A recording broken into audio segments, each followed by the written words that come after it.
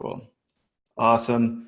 Thank you so much. This presentation is brand new. We've got exciting data that is yet to be released from our partners. Really quick, you don't care too much about me, but I've worked in e-commerce at BoxyCharm. I worked in e-commerce tech at Gorgias. I ran an agency and had half dozen e-commerce clients, specifically Shopify stores.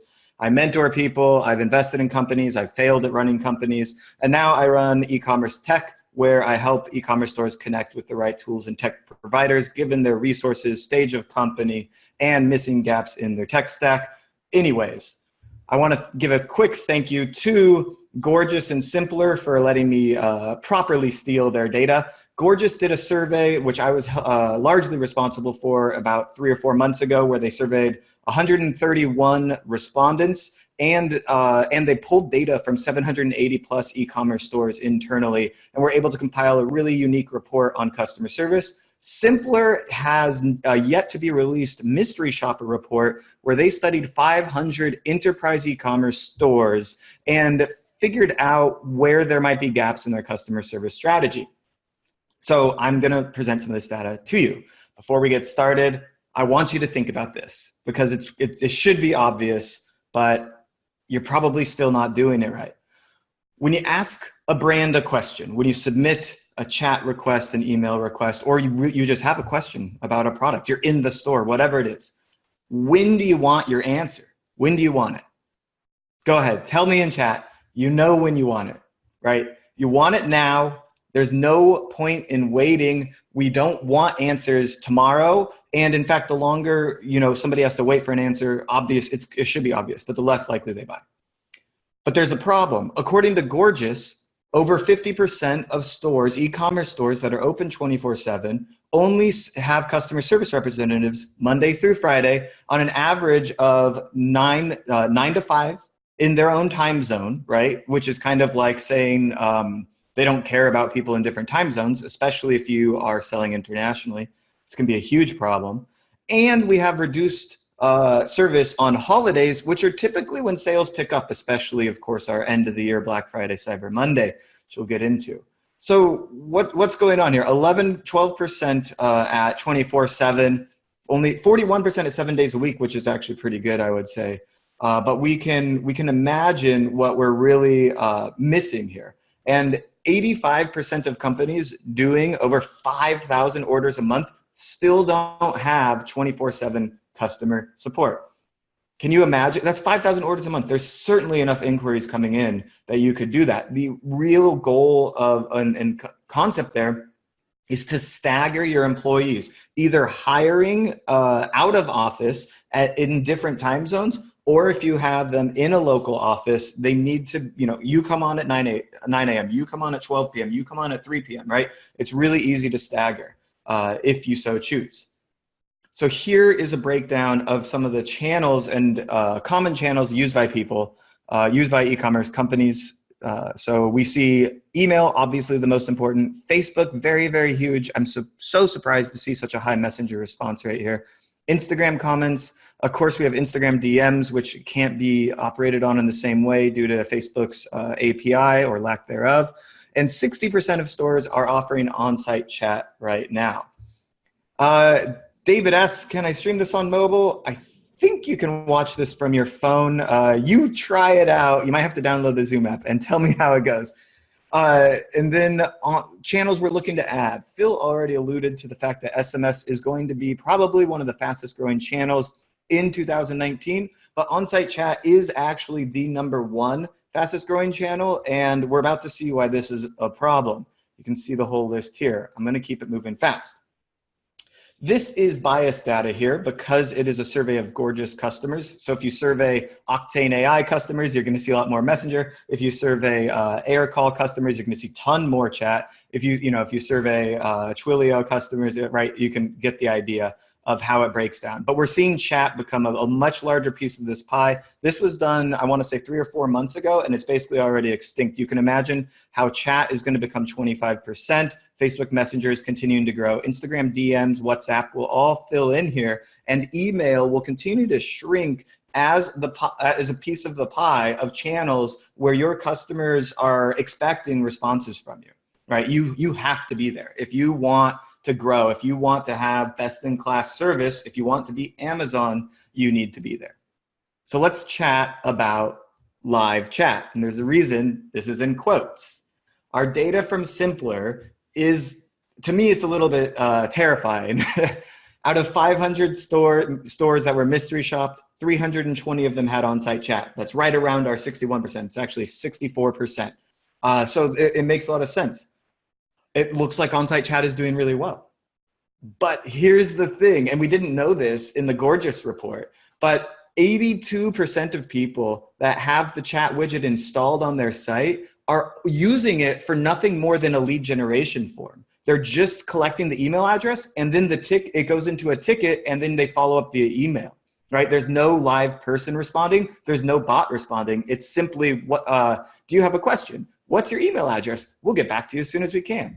You can think about how negative of a customer experience that is. I was expecting a live response, and what did I get? I got mined for my data, basically. And so you can imagine why this is a problem. So 261 went straight to email. 59 either started with a bot or a human interaction. And then of the bot interactions, only 8 had a live agent follow up, right? So that you can see that the percentage of stores that actually have a human ready to talk to you, it's 11%. And this is enterprise e-commerce brands, right? These are the big guys. And we're still seeing a monumental breakdown in strategy. So here's more of the data from this.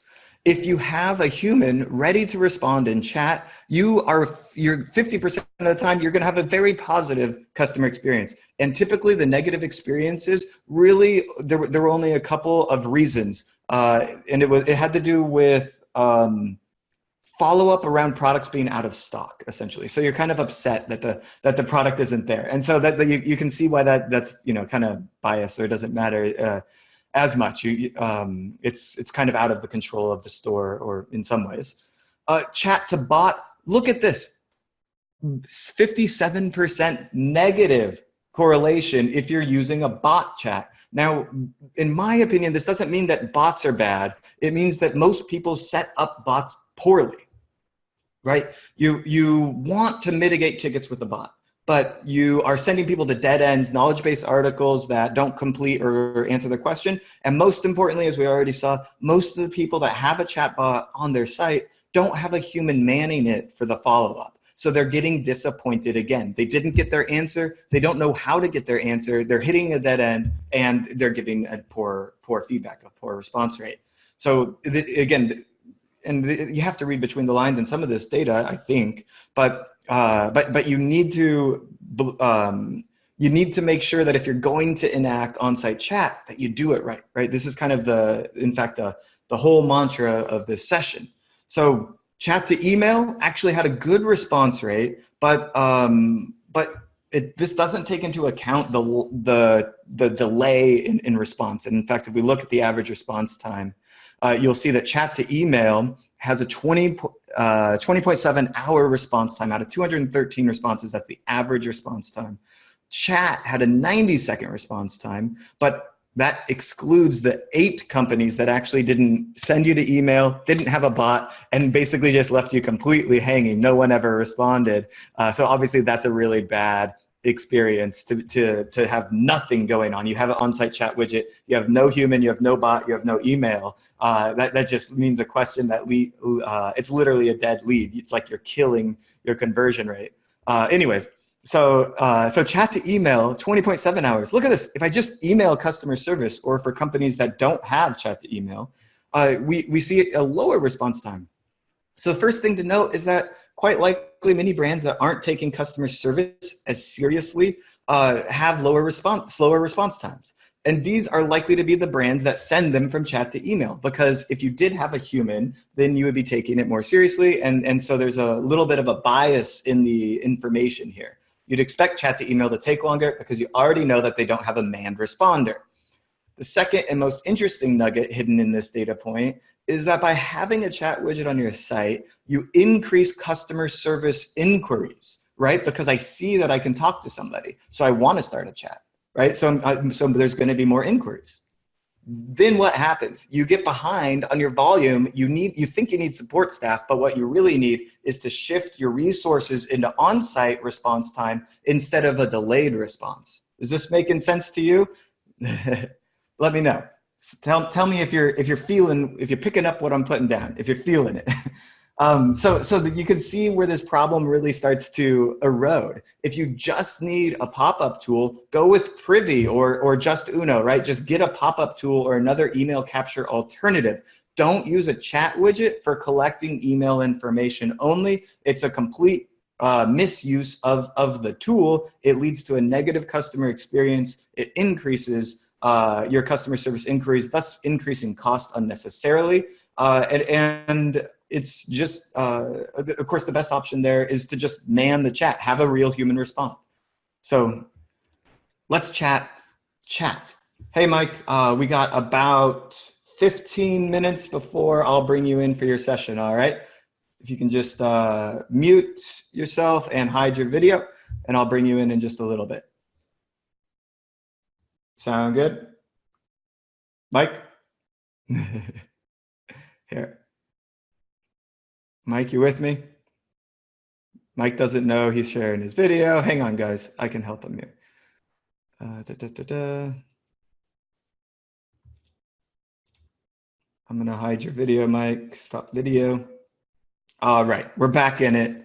So let's look at some real conversations that really happened between it's a fake customer and a brand. And it does actually matter that it's fake because you'll see in a second. But so Cassie asks in chat, do these products frames come in black? So this is a eyeglass company, right?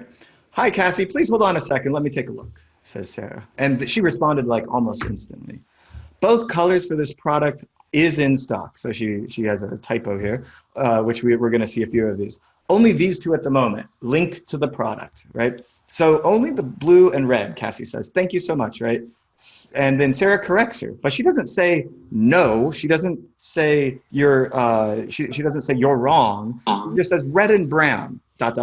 But we have other cat eye shaped frames in black. What is she doing there? Tell me in chat what she's doing. What is she doing? She's getting. She can see the mind of the consumer, right? She sees that the customer might want a different color, and that those color options on that one might be limited. So what is she doing? She's giving you another option to take a look at. She's selling you. She's taking you around the store, right? And what happens after that? She shares the link and the line goes dead for a couple of minutes. Now at this point, most customer service representatives are actually logging off. They've closed the ticket. Next one, please. Sarah comes back. She comes back on the line and she says, do you like this one? It's the best seller in the cat eye shaped frames. Why are we saying cat eye shaped frames? Because Cassie originally mentioned that in the first thing. I didn't explain that because we removed some information to keep it anonymous. And then Cassie says, yes, that may work. Thank you for your help. Sarah, you're welcome. Another typo. Does anybody care about the typos? Raise your hand. Stop the presses. We've had a couple typos. I don't care at all. This is live chat. You're talking to a real human and they're helping you purchase product on the store. No one cares. And we have other black cat eye frames as well, but this one is the best seller. You can use our filter to find all of them. So Sarah's explaining how to use the store a little bit better. Make sure that Cassie does not leave the store without purchasing. Cassie says, great. Sarah says, hope you enjoy shopping with us. Everything about this interaction is positive, is beneficial to Cassie, and you can feel, I hope you can feel how you close the customer with a conversation like this, right? Let's look at another conversation that didn't go so well. Cassie, hello, are these products currently in stock? Hi there, thanks for reaching out to store. I am happy to help here. Okay, that wasn't very helpful, but probably a canned response. Hello, Cassie even beats Julia to her actual first human response. Julia says, thanks for your interest. Which lashes are you interested in? So this is an immediate problem because we've already said in our initial inquiry, it should be linked right here in chat. All Julia has to do is look up in the chat and start answering the question, right? But that's not what's going on. Julia makes Cassie repeat. So Cassie's probably already like, the one right here that I just linked you to. Can you help me? Like, what's going on? Why is it taking so long, right? So you can see a negative experience from that. Julia says, unfortunately, it does not look like we have these available at this time. I apologize. And I'll tell you later why I apologize should not be there. Unfortunately, also, these are negative words. We don't need to be negative just because something's out of stock. And you can then see what Julia's literally ran Cassie into a dead end, right? Oh, the product's out. Please leave my site. That's all we've got. That's all we've got here, right? So Cassie says, okay, may I answer any additional questions for you? So Julia's like, I know I should probably figure out a way to sell her, but I don't know what to say. And it's an open-ended question. It's not leading the customer to a sale. If I was interested in the product, like a lash product, I could buy so many different lashes today, right? Like I don't necessarily need this special one. I could be talked into really anything, but I'm not necessarily going to look for anything. I need to be guided towards it. So Julia is asking the wrong question. Julia should make a suggestion, not ask a question. This is a perfect time to insert a best-selling product into your lineup. Julia needs to be retrained with the list of bestsellers and how to talk to Cassie in real time. So Julia just closes it. She's like, please leave my store. Thanks for reaching out. If we can assist with anything, please let us know. Have a great weekend. So this is a very, and this is like a normal, I would say, if you go on the internet, if you're getting live chat, this is probably about the average experience, but clearly tons of room for improvement, closing sales, increasing conversion rate, improving return on ad spend, right? This is a fail. There it is. All right. So let's talk about some of those words that we brought in. Hesitate. You can see the word block here that I did on all of these responses. Return, please, number, all these obviously very common words that customer service reps are using in their responses. So the number one word that we really don't need to use is hesitate. Again, the goal is to remove all negative words from our vocabulary when we're talking to customers. So don't hesitate to reach out. That's 2 negative words in a row. You could say instead, I look forward to hearing from you again. I look forward to your next inquiry, right? So there's a bunch of different ways that we can feel free to reach back out. We're here to help whenever you need us. Look forward to it, right? So there's a bunch of better ways to say it. Sorry is a really bad word. And you should not sorry or apologize to anybody unless it's like you've done something terribly wrong. Being out of stock, losing a package isn't even worthy of a sorry because you might not be responsible for that, right? Now, if you didn't send a package for 2 weeks, or you charged them 10x what they were supposed to be charged, or I don't know, like you ran over their dog, right? Then there's an apology. Hopefully not that bad, but it turns out that apologizing customers don't want apologies. They don't want you to be overly apologetic, and it lowers customer satisfaction ratings. So saying sorry too often or too easily is a negative in your customer service response. Find, so this is a word that bugs me because things aren't actually lost.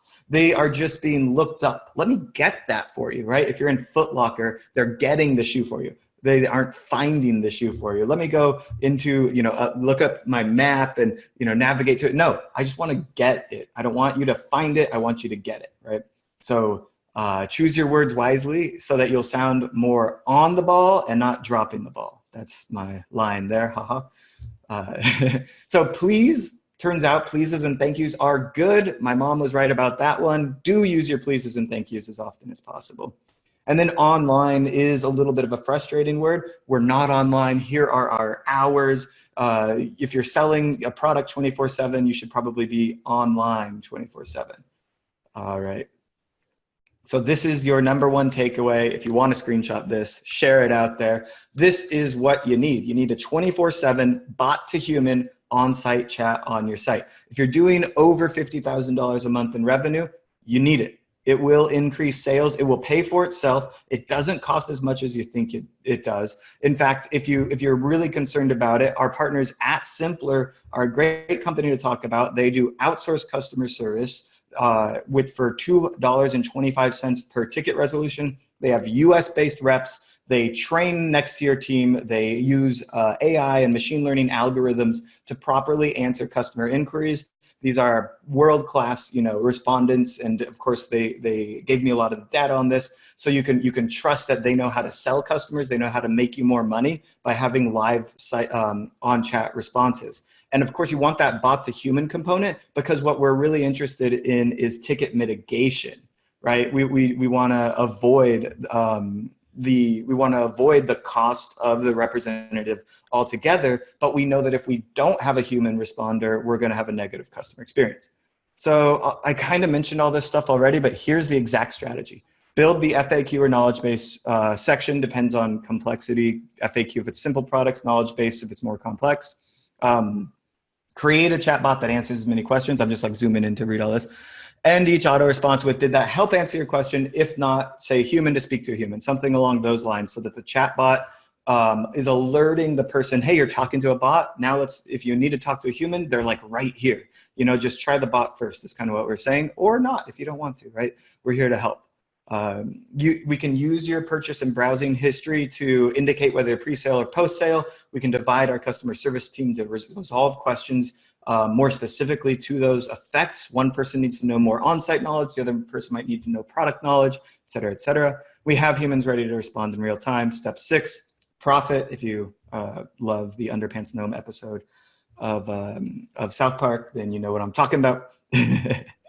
All right, let's see, what did Tony say? Thanks, I'm here to see what I can learn next, how I can make these app programs I already implemented more effective. Awesome.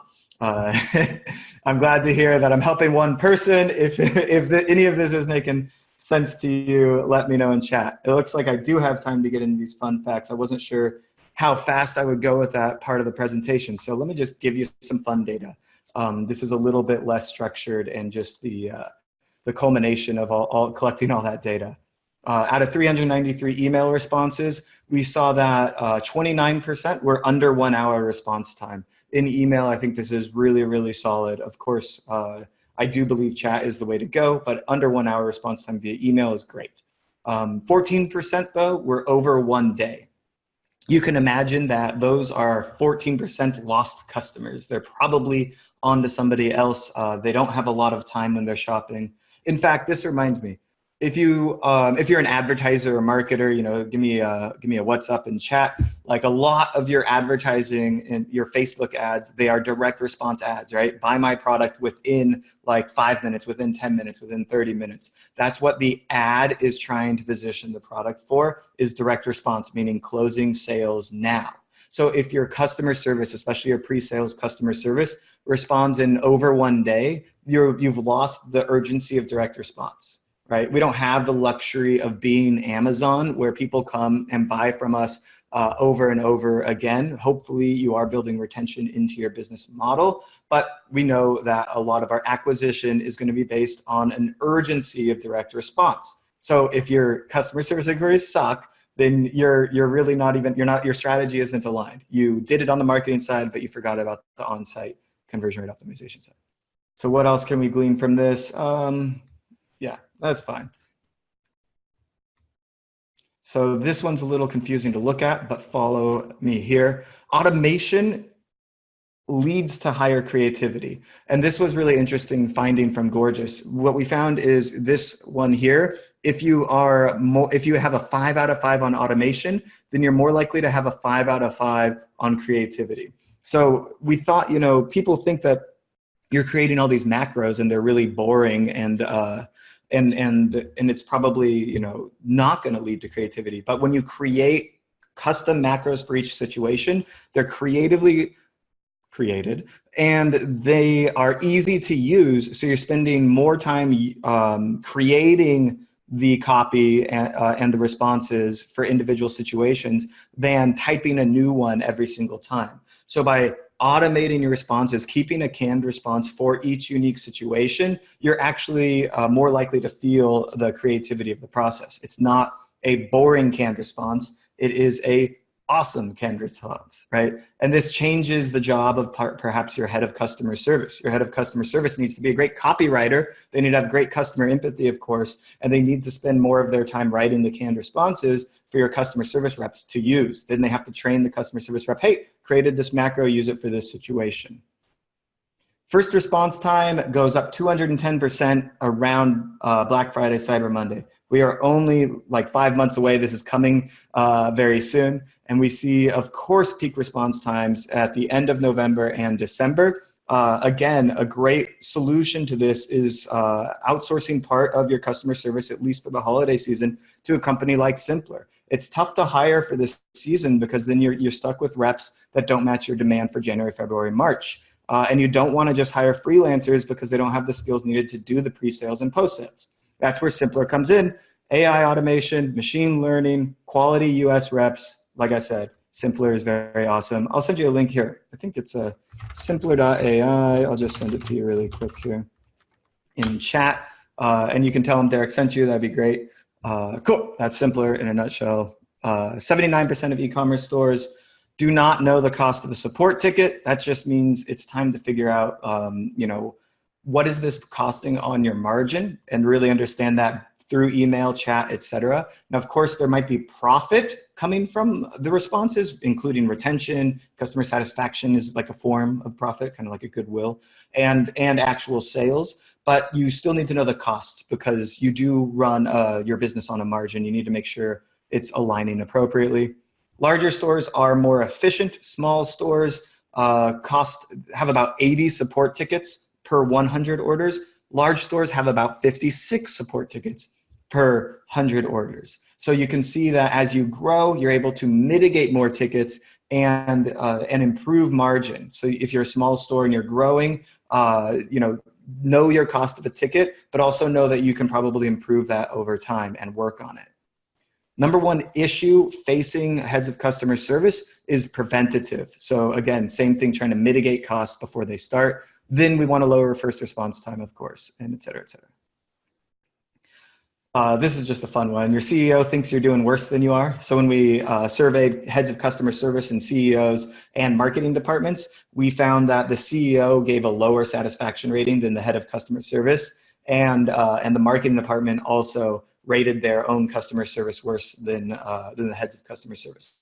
To me, this just means that we need to improve communication cross-departmentally, and perhaps our KPIs and objectives for our heads of customer service aren't transparent enough. So really work on those two things.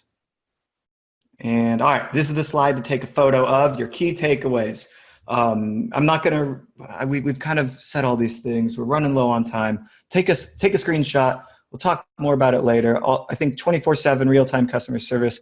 SMS and Messenger are going to be very powerful. WhatsApp and Instagram direct messages are going to be huge in 2019 when they open up their API to us. And build a ticket mitigation strategy if you don't have one already. Oh yeah, if you didn't hear me say it already, the peak sales time online for e-commerce is 2 p.m. to 10 p.m. So why are you staffing 9 to 5, right? And let's focus on closing deals on our website. Whew, that's it from me.